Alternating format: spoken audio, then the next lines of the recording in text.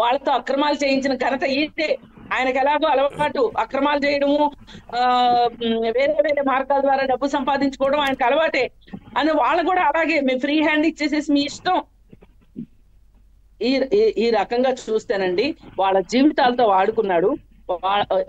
ఈ రోజు మన యువశక్తిని ఈ విధంగా దారుణంగా ఎస్. వాడుకున్నందుకు గాను సరే. జగన్మోహన్ రెడ్డికి తగిన గుణపాఠం ఈ వాలంటీర్లే చెప్పాలని నేను కోరుకుంటున్నా. అవును. ఎందుకంటే మా జీవితాలతో నీకు ఇలా ఆడుకునే వారు హక్కు కూడా లేదు నీకు. సిద్ధమయ్యారులేండి, వారు కూడా సిద్ధమయ్యారు. అందుకనే ఎంత బలవంతపు రాజీనామాల పేరుతోని వారిని ఇబ్బందులు పెట్టినా వారు కూడా పెద్దగా ఎవరు ముందుకు రాలేదు. వైసీపీ చెప్పిన మాట వినేందుకు ఇవాళ వారు కూడా ముందుకు రావట్లేదు అనేది అర్థమవుతుంది అక్కడే. సరే సుజాత గారు, మొత్తంగా ఈ వాలంటరీ వ్యవస్థకు సంబంధించి జరిగిన ప్రతి విషయం గురించి కూడా జనసేన ముందు నుంచి మాట్లాడుతూ ఉంది. అలాగే పవన్ కళ్యాణ్ గారు కూడా మాట్లాడిన సందర్భంలో వారు మాట్లాడిన మంచి విషయాలను కూడా వక్రీకరించి వైసీపీ ఏ రకంగా ఆ రోజు వాలంటీర్లతోని ధర్నా చేపిస్తాము ఇలా వారిని ఏ రకంగా అయితే ముందుకు నెట్టారో ఇవాళ అదే వాలంటీర్లకు భరోసా ఇవ్వడానికి ఇటు జనసేన కానీ టీడీపీ కానీ బీజేపీ కానీ ముందుకు రావడం, పైగా వారికి భద్రత కల్పించే విషయంలో కావచ్చు, అలాగే గౌరవ వేతనం అందించే విషయంలో కావచ్చు మీరు ఇవాళ ప్రకటన చేస్తూ ఉన్నారు. సో ఏం చెప్తారు? నవీన్ గారు, ముందుగా మీకు కృష్ణకుమారి గారికి అలాగే జ్యోత్స్న గారికి ఏబిఎన్ వీక్షకులందరికీ నమస్కారం అండి. జగన్మోహన్ రెడ్డి గారి ప్రభుత్వం వచ్చిన తర్వాత ఫస్ట్ తీసుకున్న చర్య ఏంటంటే ఈ వాలంటరీ వ్యవస్థను పెట్టడం. అంటే ఒక రాజ్యాంగానికి పంచాయతీరాజ్ వ్యవస్థకి సమాంతరంగా ఒక వాలంటరీ వ్యవస్థను అంటూ పెట్టి బయటికి చూపించడానికి ఏమో ఇది ఇంటింటికి వెళ్ళి ప్రభుత్వ పథకాలు అందించడానికి, ఇంటింటికి ప్రభుత్వాన్ని చేరువ చేయడానికి అని బయటికి మాత్రం చూపిస్తూ ఇంటర్నల్ గా వాళ్ళకున్న వాళ్ళ ఇంటెన్షన్ ఏంటంటే జగన్మోహన్ రెడ్డి గారికి ప్రతి ఇంట్లో తల్లి ఏం చేస్తుంది, తండ్రి ఏం చేస్తున్నాడు, కొడుకు ఏం చేస్తున్నాడు, కూతురు ఏం చేస్తుంది, వాళ్ళ వయసు ఎంత, వాళ్ళ ఆధార్ డీటెయిల్స్ ఏంటి, వాళ్ళకి ఇన్కమ్ సోర్స్ ఏంటి, వాళ్ళ వర్కింగ్ టైమింగ్స్ ఏంటి, వాళ్ళు ఏ పార్టీకి అనుకూలం, మొదటి నుంచి కూడా ఇదే ఇంటెన్షన్ తోటి డేటా కలెక్షన్ అనే దానితోటి, అంటే వాలంటరీ వ్యవస్థను పెట్టిందే నెక్స్ట్ ఎలక్షన్స్ లో వాళ్ళు గెలవడానికి వీరిని ఉపయోగించుకుని ఒక డేటా కలెక్టర్స్ గా వాళ్ళని ఉపయోగించుకుని వారి ద్వారా ప్రభుత్వం ద్వారా వారికి వేతనాలు ఇప్పిస్తూ కానీ చేయించుకునేది మాత్రం వైసీపీ పని. వైసీపీ పార్టీ కోసం వైసీపీ అంటే అన్ఆథరైజ్డ్ వైసీపీ కార్యకర్తల్లాగా వాళ్ళని ఉపయోగించుకున్నారు.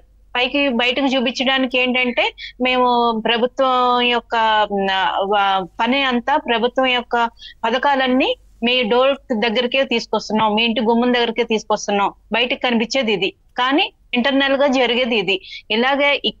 ఇలాగ డేటా సేకరించి నానక్రామ్గూడలో ఉన్న ఒక సంస్థలో ఈ డేటా అంతా ప్రిజర్వ్ చేసి, అంటే వాళ్ళు ఏం చేద్దాం అనుకుంటున్నారు, జగన్మోహన్ రెడ్డి గారు ఇప్పుడు అంటే 2 కాళ్ల సిద్ధాంతం అండి, ఒక మాట మీద నిలబట్టలేదు. ఇప్పుడు వాలంటీర్ల ద్వారా ఇలాగా డేటా కలెక్ట్ చేయడం అది రాజ్యాంగ విరుద్ధం, దానివల్ల కేసులు పడతాయి, దానివల్ల ఆ డేటా అనేది ఒక సంఘ విద్రోహుల శక్తి చేతిలోకి వెళ్ళిందంటే అది మిస్యూజ్ అయితే దానికి పర్యవసానం ఎవరైతే వాలంటీర్ డేటా కలెక్ట్ చేస్తారో ఆ వాలంటీర్ మీద పడుతుంది.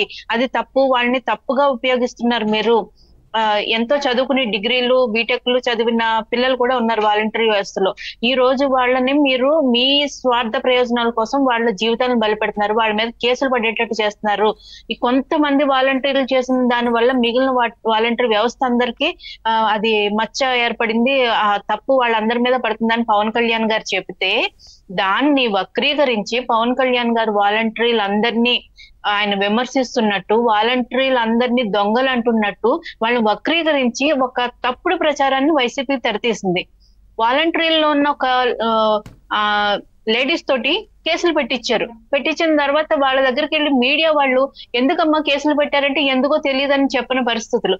అంటే వాళ్ళు ప్రభుత్వం ఏం చెప్తుందో అలా చేసుకుంటూ పోతున్నారు తప్ప అసలు ఏం జరుగుతుంది, మమ్మల్ని ఎటువైపు తీసుకెళ్తున్నారు వీళ్ళు, మా జీవితాలతో ఎలా ఆడుకుంటున్నారు అన్నది వాళ్ళు రియలైజ్ అవ్వలేదండి.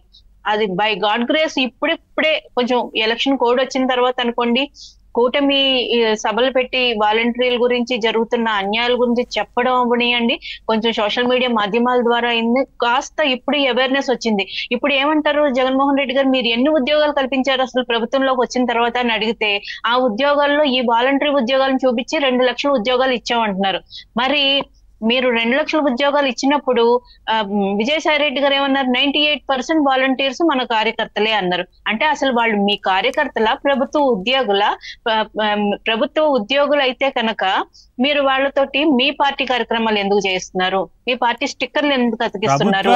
ఉద్యోగులు కాదు, వారి పార్టీ కార్యకర్తలు కాదు, కాకపోతే ప్రభుత్వం ద్వారా డబ్బు అందించి వారి పార్టీకి సేవలు చేపించుకుంటారు.